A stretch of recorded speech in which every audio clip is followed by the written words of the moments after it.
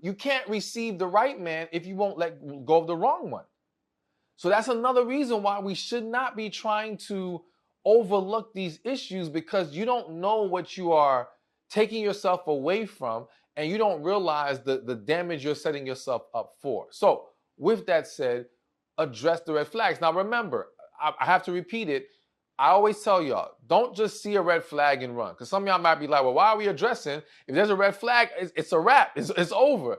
No, like, because some red flags are misunderstandings. You may have thought it was a red flag, but it actually was an orange flag. I don't know. It wasn't a flag at all. It was just maybe something that needs to be discussed, and he could easily correct it. And that's how you see the seriousness of a man, as far as I'm concerned, is when you express the issue to him and then you see how he handles it. Because even a man who cares about you, who's serious about being with you, he's not perfect. He won't get everything right while he's still in the process of getting to know you and learn you. He might make some mistakes, but he has a willingness to do better. He has a willingness to learn and understand you at a level to where he can create harmony with you. Whereas the guy who's just trying to have fun and use you, he don't care about none of that.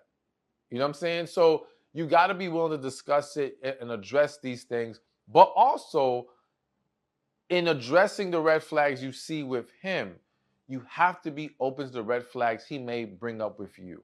All right.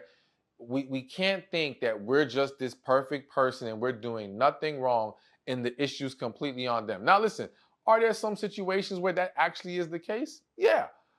But a lot of times, I would argue in most situations, there are things on both sides that need improvement. There are things that on both sides that, if not corrected, can lead to the destruction of that relationship. So go into it saying, how can we both get to a healthier place so that we can have a successful relationship if that's what we both want from each other?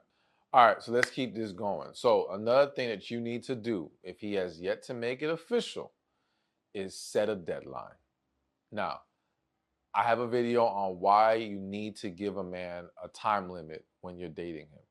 And I know many of you don't like the idea of what you may view as an ultimatum or this strict, rigid time frame being put on things. And I get that. I understand that. However, for many of you, and not just for you as an individual, as a woman, but for that man to understand you are not here to play games, when there is no structure of time, when there is no understanding of, hey, listen, this is my limit. And if we can't have something established by then, we're going a different direction. It creates the opportunity, let me not use the word opportunity. It creates an environment where there's a greater chance for things to be drawn out. And now what should have been maybe, and I'm just giving a random example, what should have maybe been a 7-month experience turns into 5 years, turns into, I have to say it, an unwanted pregnancy, and now a toxic baby's father, and all this other stuff that goes on with it. Like, and again, understand, I am a coach who has sat down with a ridiculous amount of people, who has gotten so many emails, who has addressed and helped people with so many different situations. I see how these things play out. I've seen them from the beginning. I've seen them from the end. I've seen them from the middle. Like, trust me, this is not a game. And so you really have to be mindful of that. And I think one of the big reasons why the time limit is good is it gives you something to hold yourself accountable to. Because again, you may find yourself wanting to give it a chance and keep kicking the can down the road. And then again, before you know it, you look up and time has just passed you.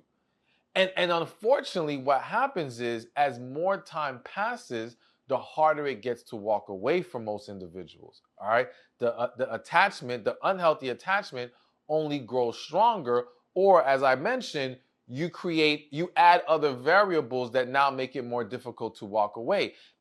Even if it's not kids, it might be two people moving in together. Or I've seen situations where the man ain't got nowhere to stay. Now he moves in with the woman, and now, even without them having a defined relationship, right? It's still not official. And now she struggles to kick him out because now the issue is, I don't know where he's going to go. He has nobody to help him. This sympathy, this guilt. And in some cases, again, her using that because in reality, she just doesn't want to be alone, and other various reasons. But either way, now I'm feeling stuck, right? And it just adds more and more drama. So I really believe there needs to be a time limit. Now, what that time limit needs to be is dependent on you as an individual. All right. I cannot give this general time for everyone to use because it's also about the amount of quality time that was spent getting to know each other. So what I mean by that is this. There are two people who could be talking to each other, dating, and in 3 months, they've talked here and there. They've gone out a couple times. They haven't had, maybe because of busy schedules, not because of lack of desire, just busy schedules, a lot going on. Maybe they live a distance from each other. They probably need, not probably, they do more than likely need more time to dive deeper into each other before they can move forward. On the other hand, you can have two people who've been dating for 3 weeks, but in those 3 weeks, they've been talking every single day. They done seen each other several times per week. They've done the due diligence. They don't need more than 3 weeks. Like to someone else, they might say, oh, well, 3 weeks, that's too soon. Why? If we already spent all that time, because again, it's not about the time, so to speak. It's about the work you've put in it in that time. And if you've already been spending all this quality time, all these conversations, asking all these questions, what is 3 more weeks going to do for you? What is months going to do for you? What is another year going to do for you? At that point, they should at least know, okay, I want to move forward with you in an official relationship, unless there's outside variables that might come into play. And again, that's why I cannot give a definitive, hey, it needs to be 3 months, 6 months, whatever. You as a woman, this way you have to really trust yourself, trust your intuition, talk to God. You know what I'm saying? You got to implement those things to really understand when there needs to be a cutoff here.